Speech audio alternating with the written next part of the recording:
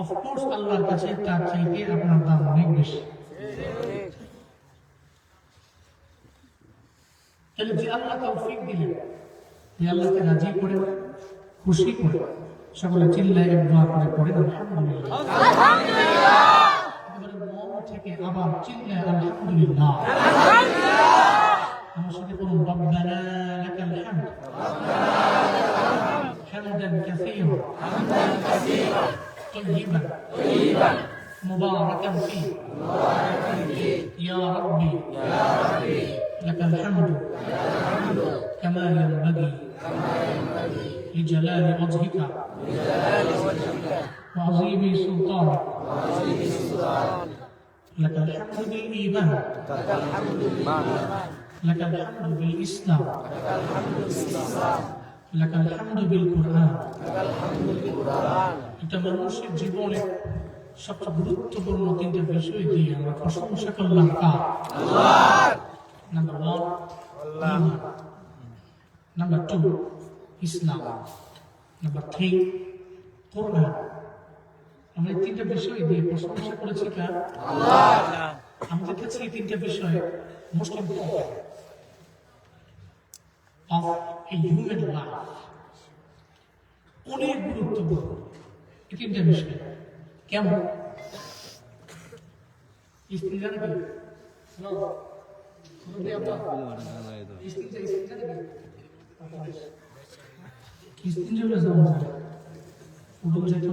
মনে করছে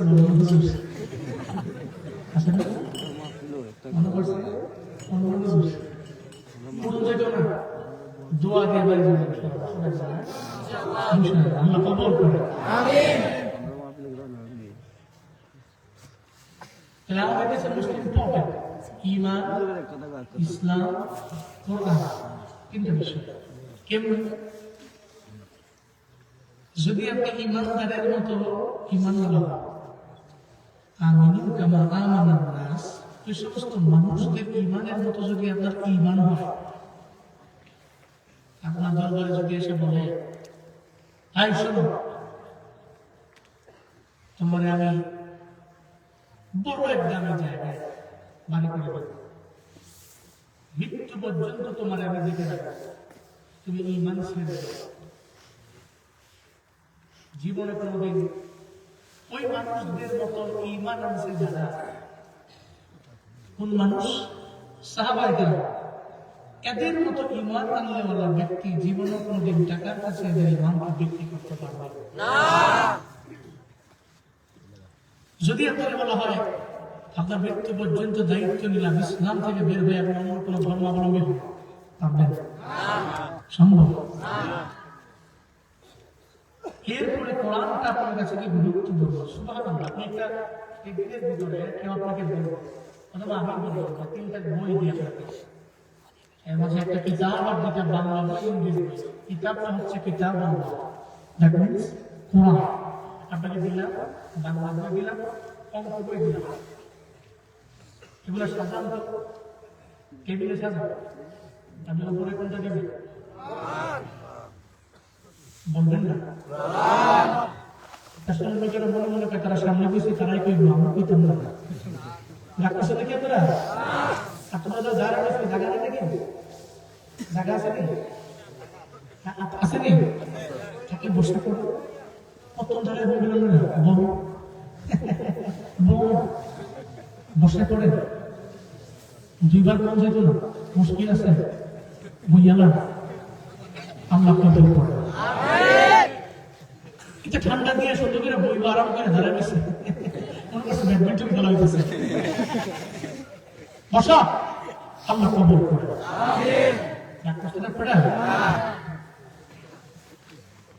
কোরআনটা আপনার কাছে দাম, সমস্ত বইগুলোকে নিচে রাখা, কোরআনটাকে আপনি সাজাইতে গিয়ে উপরে দিলেন, মানে কোরআনটা আপনার কাছে বড় দাম। তাহলে আমরা তিনটা বিষয় দিয়ে প্রশংসা যেন করেছি কার? আল্লাহ। আমাদের দিকে গেলে মনে থাকবে না,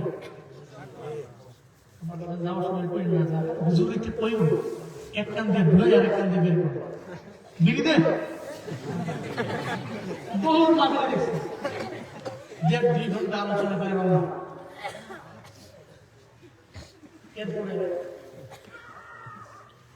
দেখি যে আমি তো বললাম মানুষ, আমি তো বুঝে আসবো না, চোখে পাওয়ানি আছে, আল্লাহ দিলে ভালো আছে। আমি দেখি যে মুরব্বী 70 থেকে 75 বছর বয়স মিনিমাম পাবো। তুমি আবার দামি সিগারেট খায় না, বিড়ি আছে না কম দামি যেটা কি এটা খায় এমনি রাখছে। এই তো নদীর খেলা, সকাল বেলার ধ্বনি রে তুই ফুটির সন্ধ্যা বেলা। আজ আছে দোকান চিল্লায় বলেন সম্পদ দেওয়ার মালিককে আল্লাহর যদি পছন্দ না হয় আবার কেড়ে নিতে পারেন কে? এই জন্য আপনি গরিব অবস্থায় যা মোস্ট রিচেস্ট হলেও তা পরিবর্তন নেই। আর যদি আপনি করার মতো করতে পারেন ভাইরাস লাইন শাকারতুম লাযীদান্নাকুম ওয়া লাইন কাফারতুম ইন্না আযাবী লাশাদীদ। আল্লাহ পাক বলেন শুকর আদায় করলে আমি আল্লাহ অবশ্যই বাড়ায় দেব। 1 নম্বরে না, 2 নম্বরে না, 3 নম্বরে জমায়ের কোন আল্লাহ পাক বলেন তুমি শুধু শুকর আদায় করে নাও, আমি আল্লাহ অবশ্যই তোমার যত রিজিক আছে আগের তুলনায় আমি আল্লাহ বাড়ায় দেব। এতে কোনো সন্দেহ নাই, কারণ লাভ তাকে গেছে, নুন তাকে গেছে, আছে আমি আল্লাহ বাড়ায় দিব, এটা আমার ওয়াদা। তুমি শুধু আমার শুকর আদায় করে নাও, আমি আল্লাহ বাড়ায় দিব। যদি তুমি বলো আমি পাইলাম না, খাইলাম না, দিল না, গরিব অবস্থায় রবের দেখবা, ধনী হয়ে আমার আল্লাহরে ভুলে গেলাম, মনে রাখবা সম্পদ দিছি আমি আল্লাহ, কেড়ে নিতে পারি আমি আল্লাহ। কারণের সম্পদ দিছি আমার আল্লাহ, আবার কেড়ে নিয়ে জমিনের মধ্যে কারণের কারণে সম্পত্তি জমিনের নিচে নিয়ে গেছেন কে? আল্লাহ পাক বলেন সত্য শুকর আদায় করে নাও, শুকর আদায় করলে আমি আল্লাহ বাড়িয়ে দিই, কমায় দিই না, বরকত দিয়ে আমি আল্লাহ ডে বাই ডে ইনক্রিজ করি, নাশ করি না। তাই বানিয়ে চলে মুসলমান, জমিনের মধ্যে চলার পথে 1 নম্বরে শুকর আদায় করবে আমার আল্লাহ, 1 নম্বরে শুকর করবো আমার আল্লাহ। কেন করবো? আসমান দিলেন, জমিন দিলেন, আমার বানাইলেন, এত মায়া করে আল্লাহ পাক বানাইলেন, সম্মান দিলেন আল্লাহ, মর্যাদা রাসূলের মতো সমাসীন করলেন আমার আল্লাহ, সব বিষয় তো আল্লাহ পাক দিয়ে দিলেন, আমার ফ্রি বানায় দিলেন। একটু আমার জবাব দেন, আল্লাহ যদি আপনার পানি পান করার ব্যাপারে যদি আমার আল্লাহ বছরে বছরে ট্যাক্স নিত, তাহলে ওই পানি পান করে ট্যাক্স দিয়া কি জীবনে আপনি পানি পান করতে পারতেন? জীবন অসম্ভব না। আল্লাহ কয় আমি আল্লাহ করে দিয়েছি সব ফ্রি, আমি আল্লাহ তোমার দরবার থেকে ট্যাক্স নেই না, যা যাও তুমি গভর্নমেন্টে দাও, তুমি তোমার লিডারে দাও, তোমার নেতারে দাও, তোমার গভর্নমেন্টে দাও, তুমি তোমারে দাও, তুমি তোমার বন্ধুরে দাও, তোমার বান্ধবীরে দাও, তোমরাই করো, আমি আল্লাহর দরবারে কিচ্ছু আসে না রে বান্দা। আমি আল্লাহ যা দিলাম, আমি আল্লাহ চাই তুমি একটু আলহামদুলিল্লাহ বলো। 5 ওয়াক্ত নামাজে তুমি দৌড়ে যাও, তুমি নামাজ যাও, রোজা রাখো, নেক আমল করো, এগুলাই করো, তাহলে আমি রবের যত নিয়ামত আছে সব নিয়ামত পাওয়ার পরে শুকর আদায় হয়ে যাবে। আর যদি নিজের শাকির বানাইতে পারো, তাহলে আমি আল্লাহ ওয়াদা দিয়ে দিলাম, আমি আল্লাহ যা দিছি রে নিতাম না, ডে বাই ডে আমি আল্লাহ আরো বাড়ায় দিব। চিল্লায় পড়া যাবে কি সুবহানাল্লাহ? সুবহানাল্লাহ। তাফসীর ইবনে কাসীর, আল্লামা ইবনে কাসীর বলেন আল্লাহর এক বান্দা আবিদ, বড় লেভেলের আলেম না, একজন আবিদের মানে ইবাদত যে করে বান্দা আবিদ, ইলম যার ভিতরে আছে বান্দা আলেম, বান্দাটা আলেম না কিন্তু আবিদ। সমাজের মধ্যে বহু মানুষ আছে মাদ্রাসার মধ্যে পড়ে, হুজুর 5 ওয়াক্ত নামাজ ঠিক মতো পড়ে না, আবার গুরু এমন আছে রে রিক্সা চালায়, 5 ওয়াক্ত নামাজের 1 ওয়াক্ত সারে না, আছে না? একজনে আলেম আর একজনে আবিদ। আল্লামা ইবনে কাসির বলেন এক আবিদ রবের তো কাসির হয়ে গেল, গভীর রাত হয়ে গেছে। যারা আমার মাওলার বড় কাছের বান্দা, গভীর রাতে আমার মাওলার সাথে তাআল্লুক লাগায়, সব দরওয়াজা বন্ধ। এই বান্দা তো দরওয়াজা বন্ধ করে আমার মাওলার দরওয়াজায় যায়। আল্লাহকে বলে, আল্লাহ সবাই ঘুমিয়ে গেছে, তুমি আমার মালিক, সব ঘুমিয়ে গেল, আমি তোমার দরবারে হাজির হয়ে গেলাম। ইবনে কাসির বলেন, ওই আবেদ রবের দরবারে কাঁদতে লাগলো আর বলতে লাগলো, আমার আল্লাহ, ফজরের নামাজের পর থেকে নিয়ে এই পর্যন্ত তুমি আমার যে পরিমাণ নিয়ামত দিলা, এই নিয়ামতের শুকর আদায় করার মতো যে বাক্য, এই বাক্যটা আমার জানা নাই, আমি জাহিল। আল্লাহকে বলতে লাগলেন, আল্লাহ আমি কি করব, আমার তো জানা নাই, কেমনে আমি তোমার শুকর আদায় করবো, আমায় বলো না। আল্লাহর দরবারে ওই বান্দার কথাটা বড় পছন্দ হয়ে গেল।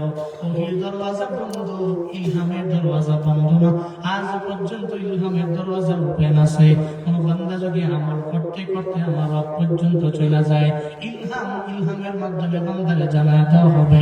তবে নবীর মাধ্যমে ওহির দরওয়াজা তো বন্ধ হয়ে গেল। আল্লামা ইবনে কাসির বলেন, ওই আবেদ রাতের বেলা মুযাকারার মধ্যে যখন সুন্দর করে বসে রইল, চোখ বন্ধ করে, ওই বান্দা তো জাহেল, তার দিলের মধ্যে জুমলাটার ব্যাপারে জানা নাই, বাক্যের ব্যাপারে জানা নাই, কিন্তু নিয়ামতের শুকর তো বান্দা আদায় করতে চায়। একটু করে তার জবান দিয়ে অটোমেটিক্যালি বের হয়ে গেল, ইলহামের মাধ্যমে আল্লাহ জানায় দিল।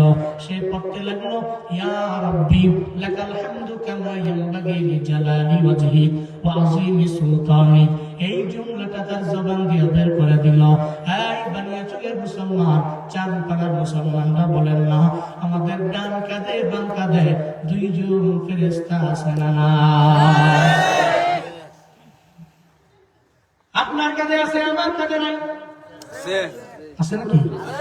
সবার কাঁধে আছে। আজকে চাঁদ পাড়ার কমিটির কাঁধে নাই, হুজুরের কাঁধে আছে, মুজুরের কাঁধে নাই, সবার কাঁধে আছে, কিন্তু শেখ হাসিনার কাঁধে নাই, আছে নাকি? সবার কাঁধে আছে, উবাইদুল কাদেরের কাঁধে নাই। কিরামান কাতিবিনা ইয়ালামুনা মা তাফআলুন। চিল্লায় জোরে করে পড়েন আল্লাহু আকবার। সম্মানিত দুইজন লেখক ফেরেশতা আল্লাহ পাক সবার কাঁধের মধ্যে রেখেছেন, ডান কাঁধেও আছে, বাম কাঁধেও আছে। বান্দা যদি নেক আমল করে ডান কাঁধের ফেরেশতা উঠাইতে দেরি করেন না, সুবহানাল্লাহ আওয়াজ ধরে দিয়া দেয়, সঙ্গে সঙ্গে আমলনামায় 10টা নেকি লিখে ফেলে। সুবহানাল্লাহ, আলহামদুলিল্লাহ বলে 10টা নেকি লিখতে দেরি করে না। আলহামদুলিল্লাহ, আল্লাহু আকবার যদি বান্দা জবান দিয়া বের করে দেয়, 10টা নেকি বান্দার আমলনামায় দিতে দেরি করে না। আল্লাহু আকবার, আর হুজুরে চিল্লা আল্লাহু আকবার, আল্লাহু আকবার। ফেরেশতা সঙ্গে সঙ্গে বলতে লাগলো, আল্লাহ আল্লাহ আমি জানি সুবহানাল্লাহ বললে 10টা নেকি, আলহামদুলিল্লাহ বললে 10টা নেকি, আল্লাহু আকবার বললে 10টা নেকি দেওয়া যায়। কিন্তু বান্দা যখন বাড়ায় বলল, ইয়া রাব্বি লাকাল হামদু কামা ইয়ানবাগি লিজালালি ওয়াজহিকা ওয়া আযীমি সুলতানিক, এই ব্যাপারে কতটুকু নেকি দেওয়া লাগবে আমার তো জানা নাই। আল্লাহ পাক বলে, ও ফেরেশতা, ওই বান্দার আমলনামায় নেকি দেওয়া লাগবে না, আমার বান্দার আমলনামায় কোনো নেকি দেওয়ার প্রয়োজন নাই। 10টা নেকি দিও না, 20টা দিও না, 100 দিও না, 1000 দিও না, মিলিয়ন দিও না, বিলিয়ন দিও না, ট্রিলিয়ন দিও না, মক্কেলিয়ন দিও না, ওই বান্দার আমলনামায় কোনো নেকি উঠানোর প্রয়োজন নাই। বরং যে জুমলাটা তার জবান দিয়ে বের করে দিল, ওই পুরো জুমলাটা ওই বান্দার আমলনামায় তুমি উঠে দাও। সুবহানাল্লাহ। ও বাবা, এদের ডান কাঁধে ফেরেশতা, ও আল্লাহ কেন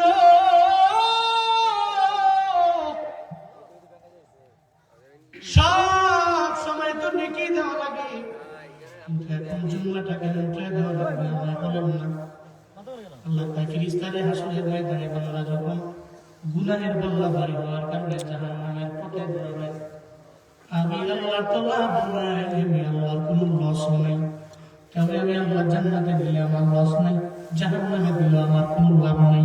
বান্দার জন্য তো জান্নাত বানাইলাম, বান্দার জন্য তো আমি আল্লাহ জাহান্নাম বানাইছি, তুলে দিতে চাই না। আমি আল্লাহ তো চাই বান্দারে জান্নাতের মধ্যে যাওয়ার জন্য। যখন ও জাহান্নামের পথে দৌড়াবে, আমি আল্লাহ দেখবো কোন একটা ওসিলায় তারা জান্নাতের মধ্যে দেওয়া যায় কিনা। আমি তখন বলবো, ও বান্দা আয় আয়, তোর আমলনামাটা আমার হাতের মধ্যে দাও। যখন আমলনামাটা আমার হাতের মধ্যে দিবে, আমি দেখবো কোন একটা আমল আছে কিনা যে আমলের বিনিময়ে বান্দারে জান্নাতের মধ্যে দেওয়া যায়। হঠাৎ করে আমি আল্লাহ যখন দেখবো বান্দার আমলনামার মধ্যে লিখা, ইয়া রাব্বি লাকাল হামদু কামা ইয়ানবাগি লিজালালি ওয়াজহিকা ওয়া আযীমি সুলতানি। আল্লাহ গো, তোমার সালতানা যত বড়, ওই পরিমাণ তোমার শুকর আমি আদায় করে নিলাম রে আমার আল্লাহ, ওই পরিমাণ প্রশংসা তোমার আদায় করে নিলাম আল্লাহ। এই কথা বলতে দেরি আর এই জুমলাটা বান্দার আমলনামায় উঠাইতে দেরি হয়ে গেছে। আমি আল্লাহ তো চাই না যে আমার বড় বানাইলো, যে আমার বড় করলো, আমার নিয়ামতের শুকর কেমন ভাবে আদায় করতে পারলো। আমি আল্লাহ তো চাই না ওই বান্দাটা জাহান্নামে যাক। তখন আমি তারে জাহান্নাম থেকে ফিরাইয়া ফেরেশতাদের বলবো, ফেরেশতা এই বান্দারে জাহান্নামে নিও না, এই বান্দা তো আমারে বড় বলেছি, আমারে বড় কইরা আমার নিয়ামতের শুকর পরিপূর্ণ আদায় করলো, তারে জাহান্নামে দিও না। জান্নাতের একটা দরজা ওপেন আছে, বিজলির আকারে পৌঁছেরা পার করে দাও, আর জান্নাতের যেই দরজা দিয়ে মন চায় ওই দরজা দিয়ে জান্নাতে ঢুকে দাও।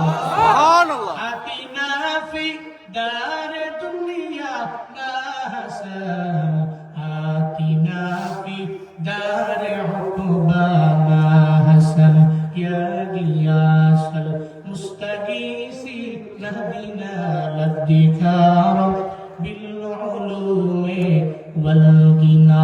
हर गोरी देने को तू तैयार है, जो न मंगे उस्त तू बेजार है। আল্লাহ শুকর করলে দাম আছে না? বলেন জাহান্নাম থেকে ফিরে আপনার জান্নাতের মেহমান বানায় দিবে শুকর আদায় করার কারণে। এক নম্বরে দুনিয়াতেও পাইলেন, আল্লাহ পাক যে নিয়ামত দিলেন আল্লাহ বাড়ায় দিলেন। জাহান্নাম থেকে ফিরে জান্নাতের মালিক আপনারা বানাইলো কিসের কারণে? শুকর আদায় করার কারণে। এক নম্বরে রবের শুকর। তবে রবের ইবাদত আর শুকর আদায় করতে যাইয়া সাবধান, জীবনে কোনোদিন কোন শিরকের গুনাহের মধ্যে যাওয়া যাবে না। শিরকের গুনাহ বড় মারাত্মক লেভেলের গুনাহ। জমিনের মধ্যে যত গুনাহ আছে সব গুনাহ আল্লাহ মাফ করে দেয়, শিরকের গুনাহ আল্লাহ ক্ষমা করে না। শিরকের গুনাহ আল্লাহ ক্ষমা করে না। গার্মেন্টসের মধ্যে শ্রমিক হাজার হাজার, সব লেবারদের কাজ। এই গার্মেন্টসের মালিক যেমনি বলে সামনে শোনা লাগবে। মালিক যদি বলে ডানে যাও ডানে যাবে, বামে যাও বামে যাবে। আমার গার্মেন্টসের ডেভেলপ করার জন্য যা করার করবা।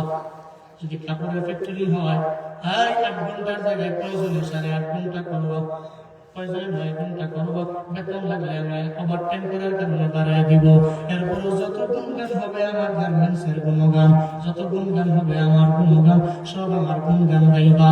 যদি এই ব্যক্তিটা গার্মেন্টস থেকে বের হয়ে যায়, গুণগান গাই অন্য গার্মেন্টসের অন্য মালিকের, তাহলে অটোমেটিক দেখবেন ওই গার্মেন্টসের মালিক রাগান্বিত হয়ে যায়, উদান্বিত হয়ে যায়। আমার টাকা খাইয়া, আমার বেতন পাইয়া, আমার গার্মেন্টস বাদ দিয়ে অন্য গার্মেন্টসের গুণগান গাও, অন্য গার্মেন্টসের ডেভেলপের চিন্তা তুমি করো। আমার বিষয়ে তোমার কোনো চিন্তা নাই, আমার বিষয়ে তোমার ব্রেইনের মধ্যে কোনো ফিকির নাই। তাহলে দুনিয়ার মালিক তো রাগান্বিত হয়ে যাবে, ক্রোধান্বিত হবে। একবার দুইবার মাপ দিলে তিনবারের সময় ধমক দিয়ে বের করে দিবে।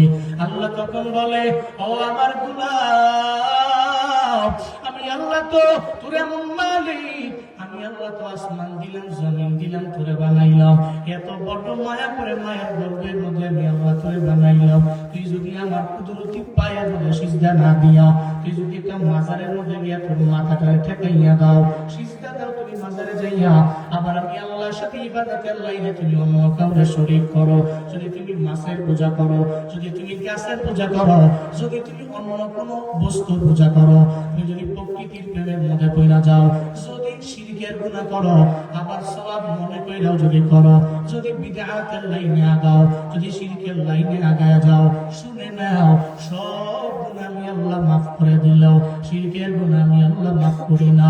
ইন্নাল্লাহা লা ইয়াগফিরু আন ইউশরাকা বিহি ওয়া ইয়াগফিরু মা দুনা যালিকা লিমান ইয়াশা। চিল্লায় জোরে পড়ে পড়েন আল্লাহু আকবার। আল্লাহ পাক বলেন ইন্নাল্লাহা লা ইয়াগফিরু, নিশ্চয়ই আল্লাহ ক্ষমা করেন না, আইয়ুশরাকা বিহি, আল্লাহর সাথে শরীক করাকে আল্লাহ পছন্দ করে না, ক্ষমা করে না। ওয়া ইয়াগফিরু মা দুনা যালিকা লিমান ইয়াশা, শিরকের গুনাহ ছাড়া যত গুনাহ আছে আমার আল্লাহ চাইলেই তো মাফ করে দেয়। কারণ আল্লাহ তো এমন পাওয়ারফুল, আমার আল্লাহ, আল্লাহ মাফ করে দিলে আমার আল্লাহ কারো দরবার থেকে পারমিশন নেওয়া লাগে না, জবাব দিয়েও করা লাগে না। ফায়াগফিরু লিমান ইয়াশা ওয়া ইউআযযিবু মান ইয়াশা। এই কারবালার মুসলমান, আমায় বলো না সর্বময় ক্ষমতার মালিক কে? আল্লাহর দরবার থেকে পারমিশন নেওয়া লাগে না। মনে রাখিও সব তো চাইলে করতে পারে আমার মালিক, আমার আল্লাহ তো চাইলে করতে পারে, কিন্তু আমার মাওলার তাকাব্বুরের ওই সিফাত যদি কোনো বান্দা তার দিলের মধ্যে নিয়ে সাগারদারি করে, 2 দিন করবে, 3 দিন করবে, 1 বছর করবে, 2 বছর করবে, 10 বছর করবে, 16 বছর করবে, হঠাৎ করে একদিন